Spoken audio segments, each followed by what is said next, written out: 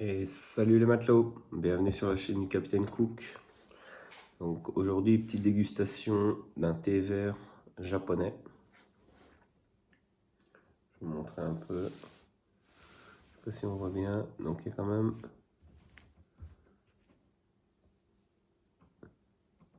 un peu des tiges, un peu comme de la paille comme ça. Ça sent super bon, super frais.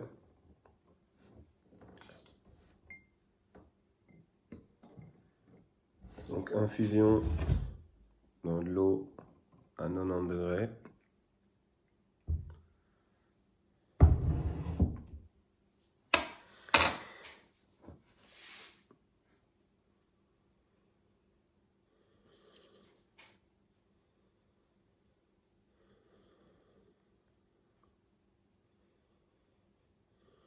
Vraiment très très frais. Et au nez comme ça sent pas spécialement le thé vert, mais on est plus sur de la paille, sur quelque chose de végétal. Enfin, quand je dis paille, c'est léger, hein, évidemment. Et alors, ce thé-ci, c'est le Kukisha, qui vient de Shizuoka au Japon, composé de morceaux de tige. Donc ouais, c'est bien ça.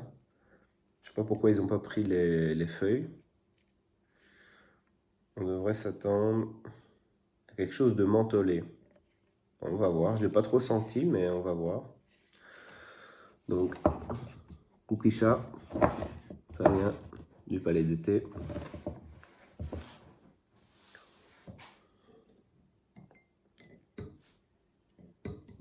Si vous voyez bien l'infusion, le changement de couleur.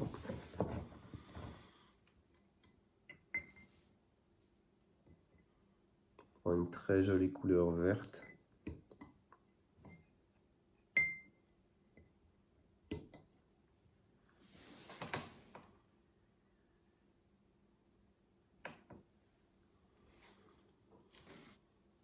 Ça a déjà un petit peu changé au nez.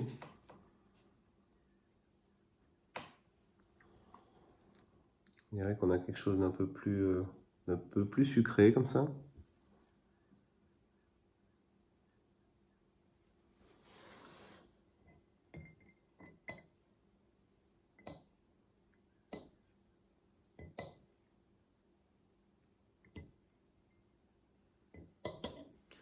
Ce thé-ci, moi je l'avais, enfin le thé vert plutôt, je l'avais goûté, enfin j'avais goûté des thés verts qui buvaient froid, même glacé même, dans un restaurant japonais en Australie. Et c'est vrai que c'était très très plaisant. Et ils consomment pas mal ça froid. Donc bon là en l'occurrence c'est l'été chaud, mais je trouvais ça très rafraîchissant et ça passait très très bien.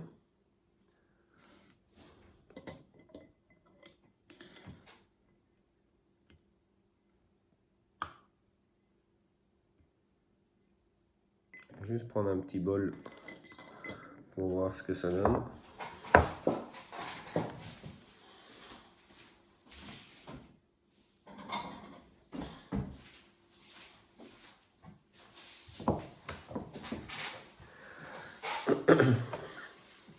D'ailleurs, prochainement sur la chaîne, je comptais faire une recette avec du katsuobushi. Si vous voulez, c'est de la bonite séchée. Donc c'est un poisson qui est genre séché, mais ça donne... comment on appelle ça?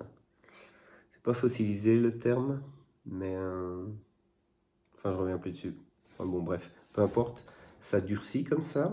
Et après, ils font tout des copeaux avec une sorte d'économe en bois. Mais c'est genre plus une râpe comme de charpentier là pour enlever le bois. Et ça vous donne tout des copeaux très très fins comme ça, qui au contact de la chaleur du plat, donc on parsème ça au-dessus, se rétractent. C'était des nouilles, enfin vous verrez bien sur la chaîne. Je vais préparer ça. Et c'était très très très très bon. Bon, l'infusion est terminée. Donc ouais, en fait, là je constate, il n'y a vraiment que des tiges. Il n'y a aucune feuille. Ou alors des tout petits bouts, quoi.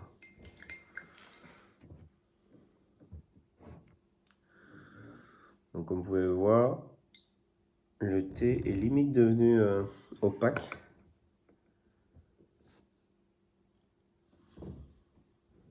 Et une très très belle couleur vert. Vert un peu fluorescent comme ça. Là on retrouve un peu plus le thé vert.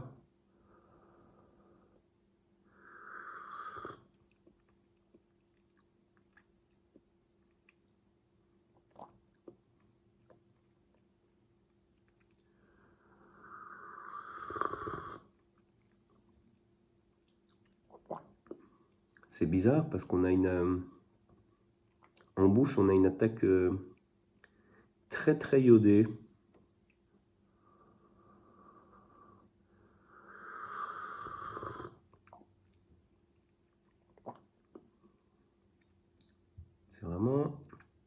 C'est vraiment particulier. C'est comme...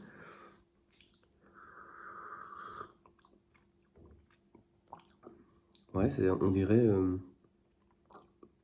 pas la moule en elle-même, mais les coquilles, comme un jus de moule. Enfin, faut le goûter parce que vous allez croire... qu'est-ce qu'il raconte celui-là, mais...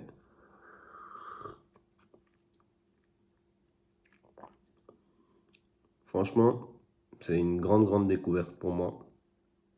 J'avais dit que je noterais plus l'été, mais là, rien que pour ça, je lui mets un 10. Je m'attendais pas du tout à ça.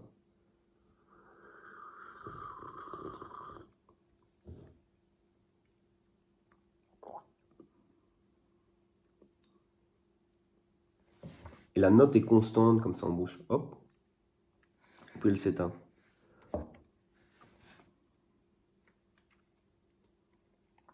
Par contre, je retrouve pas du tout le côté mentholé sur la fin. Mais on retrouve ce côté végétal de foin et cette note un petit peu sucrée aussi sur la fin.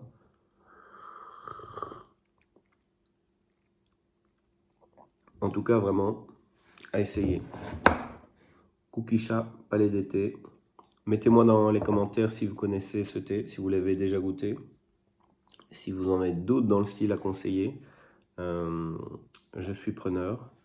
Et si vous aimez bien la bière, n'hésitez pas à commander la déesse du Capitaine Cook. C'est une blanche à l'hibiscus.